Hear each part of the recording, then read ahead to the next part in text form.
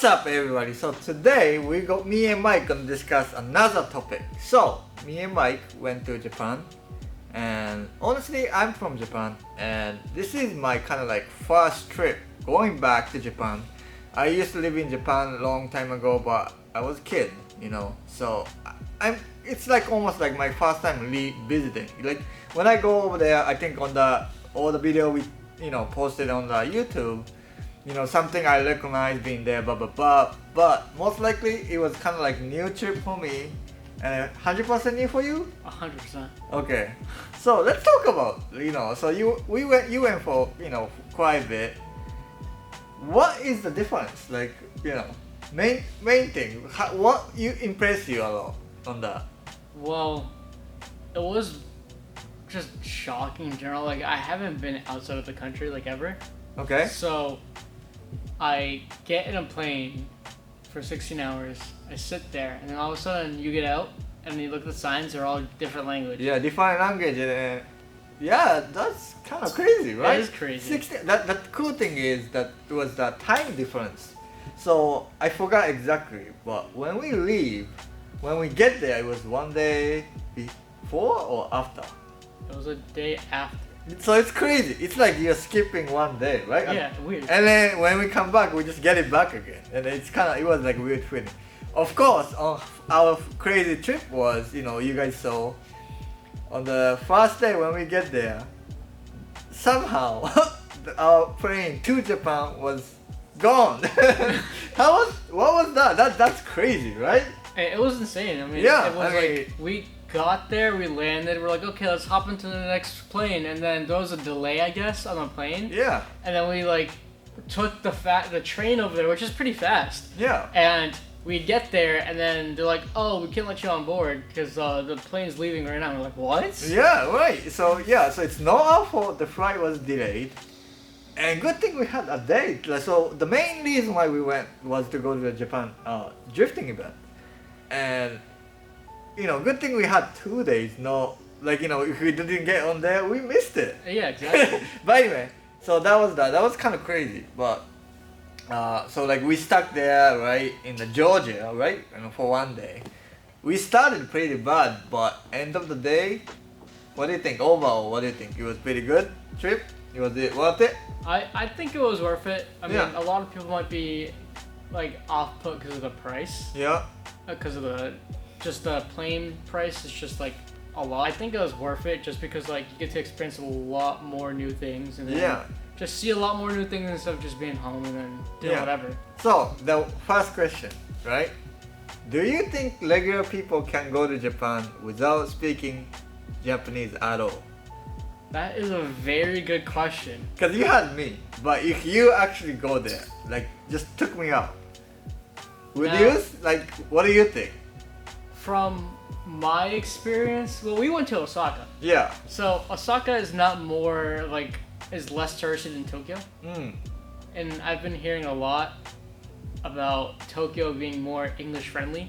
Okay. So maybe if you went to Tokyo, but when we went to Osaka, absolutely no one knew English. Don't get me wrong. Osaka is second to the biggest city in Japan. Exactly, yeah. So you wanna study some before or bring someone to speak probably. But in today's world it's crazy, right? When I was middle school, there was the phone was not really like crazy thing. Today everybody got it. So you can use translator app and stuff like that. You probably can make it, but yeah. I think if there's a big curve, yeah, you could definitely make it through on the trip, but using a translator and going back and forth between people is going to be very tough. Yeah, definitely. So do some study before. It's gonna be hard. I speak fluent. I can tell you it's very hard to learn. So good luck with that. But anyway, so that we went to Japan. So what do you think about Japan culture of drifting? Japan culture? Like, so we went actually see the legend, like the one that I'm look up to, like Naoki, and all the great people was actually there drifting. You saw the way they drift. Like, what do you think? Like, I saw Naoki driving. He probably drifting for what? 20, 30 years? For almost whole year, right? Whole his life, right? Even then, he make mistake. we literally saw him going off. You know, I'm sure maybe the car broke or whatever. I don't know, but we saw him going off. But he was doing bakis like we eating breakfast. Yeah, or something. exactly. So that's kind of crazy. It's really wild to see, you know. So that was really good. Like the car's different. Like I thought my SR20 sounds freaking amazing, but his car was loud and my God, yeah. in good way too. It's not annoying loud. I don't know how he set it up, but his car was way too loud. But it's like I had some SR20 in here in USA and way too loud. It's just really annoying noise. I had it. But his car was way too loud in good way, right? Yeah. It, was Yeah. like, it sounded like really like you could keep listening to like multiple Yeah. times. It was definitely like this, oh my god, it's loud, but it's not like annoying Yeah. noise. And the way he drive was, like, you know, I can speak with him in, you know, we talk with him a little bit. Very good guy, you know? It's like, he's like so professional, you know, but he will talk to you. I'm stranger to him and he was like talking to me like some random life stuff. That was pretty cool, you know? So yeah, it was really good experience for us as a team to go over there, drive my car, you know, even though my car wasn't probably perfect condition, you know, I had, well, water pump was leaking, power steering wasn't working at first hour also. The car wasn't there until like 2 hours in from the event. And now I know that if you ever drive Bihoku, get a lot of tires because we went through like 4 or 6 and it was just like this. And then, yeah, my car doesn't make that much horsepower. I think that racetrack especially just use tire a lot. So that's my advice to you. I mean, I think the whole drifting experience was like wicked cool. I mean, over here, when you go to a drift event, you don't see so many S chassis. Over there, which is literally all S chassis. So like we do see BMW 350Z. We literally saw zero 350Z, right? Yeah, it pretty Zero much. BMW, right? Everything was S13 or S14, S15, JZXs, Or like and a couple, 80s. Nissan Lolo, or like we didn't even see Skyline probably. No. After I can say the Skyline, yeah, can you drift it? Yes, you can. But it's probably not the best car to drift on because it's expensive. Really, seriously, R34 is what, over like $60,000-$100,000 after you know build your car and you want to drift that and just to crash. Not most people would like to do that. So you rarely see those because you're getting into buying the car stock is already expensive. So kind of glad I have my 4-door before it's skyrocket too. You know, it's still expensive. We built it, but it could be more if I do it now. So that's good. So again, drift scene on that in Japan. Obo, will you do it again? Will we go over there and drift again? Absolutely. Probably, yes. Yeah, absolutely yes. Like, so again, go back to the topic. Buying Japan ticket was the most expensive thing I can say. Everything else, especially, so it used to be in Japan when I was probably middle school a long time ago, $1, which is 100 yen. So add 2 zeros, right? But now it's actually like our money was so much money in Japan. So it's like almost 1.5. So think about if you bring $100 to Japan, it actually was 150 in Japan. But that's a baby money, right? But if you do bring $10,000, you just got yourself free $5,000. Pretty much, yeah. Pretty much. And in Japan, this is average, okay? Like even in US, it's average. We have in Japan, they do like a news, and they say most people make $1,500 to $3,000 a month. Crazy. That's the average. And it being said in US dollars right now, if it's in USA dollars right now, they making $1,000 to $2,000 a month. Can you guys live with that right now in this USA? It's kind of hard, especially if you want to do car stuff. But people out there that actually drift, it's gonna be like Very hard. very hard. Maybe even impossible. Yeah, it's so most people that I noticed that drift and stuff like that is owner of some kind of repair shop, or they, like Naoki they have actually store in Naraken, and my friend from Hawaii, Alpha Gogo, he have one. I think it's Shigaken. So you have to do some kind of big owner stuff. You can't be working for someone because $1,500 you barely can live. Yeah. You can't even, never mind a drift car. So most people from Japan, I think they own some kind of business.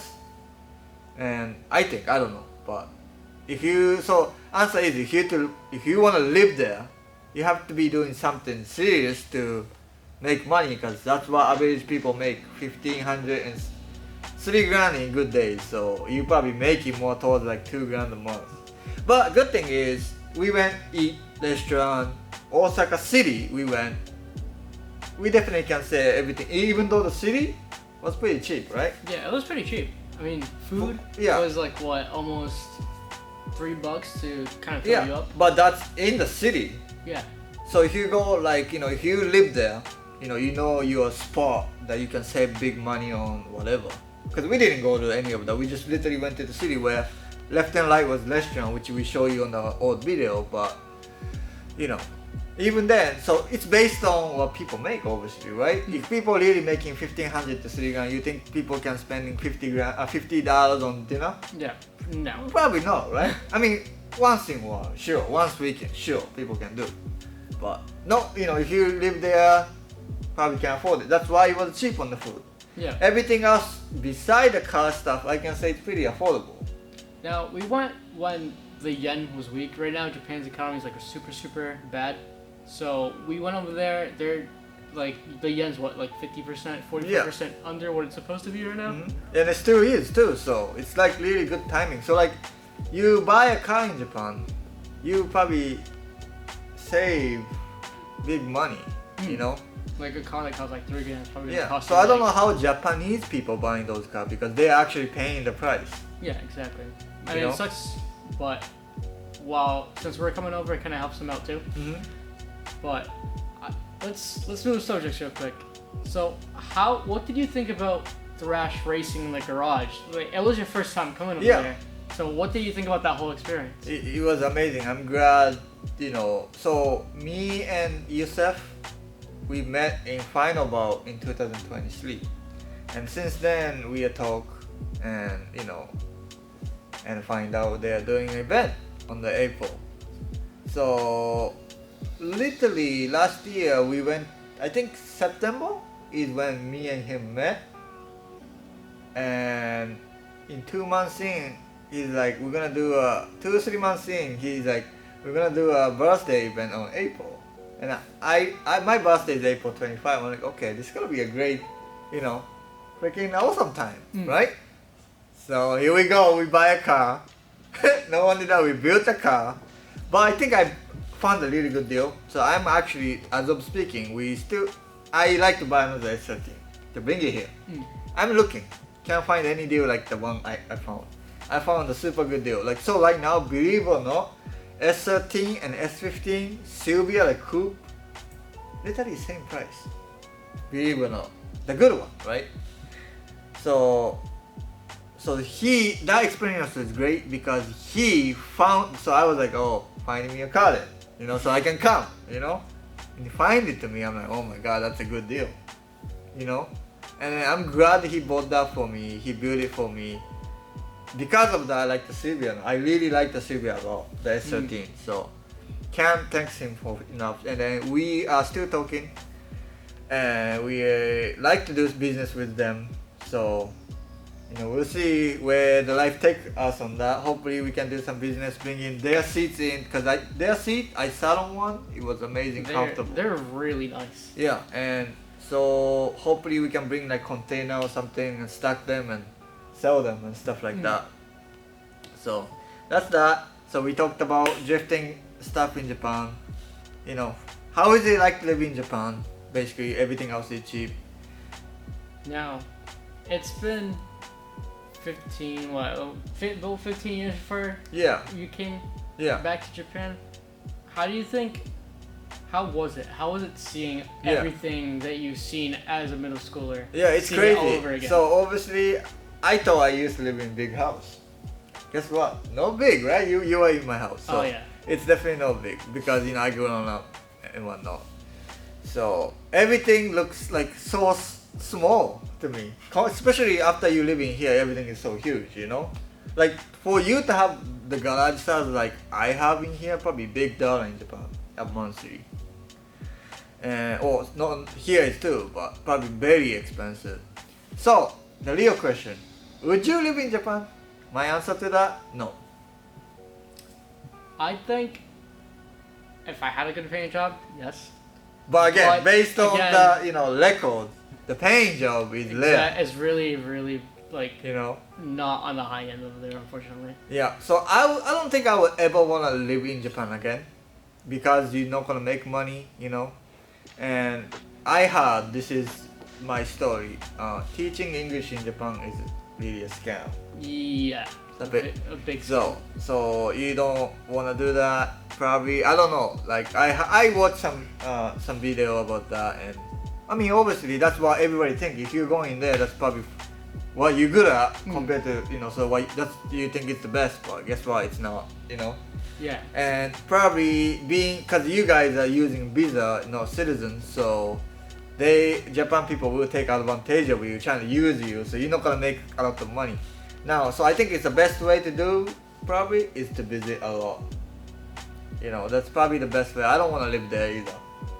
It's better to live here than try Make to live money there. and go, yeah. Exactly. Now, we saw this video the other day. We and him were talking about it, and teaching English is the easiest way to get a work visa in Japan. But the thing that people don't see, unfortunately, is that they hook you on for 9 to 10 years on the same pay for the next 9 to 10 years, which makes it super tough. Yeah, and you making what, like $1,500 a month? Yeah. And then other thing, you know how most people probably get paid by, you get paid weekly? I get paid weekly, yeah. Okay, so most people in USA, we can safe to say get paid by weekly or bi-weekly, right? Yeah. In Japan, it's monthly.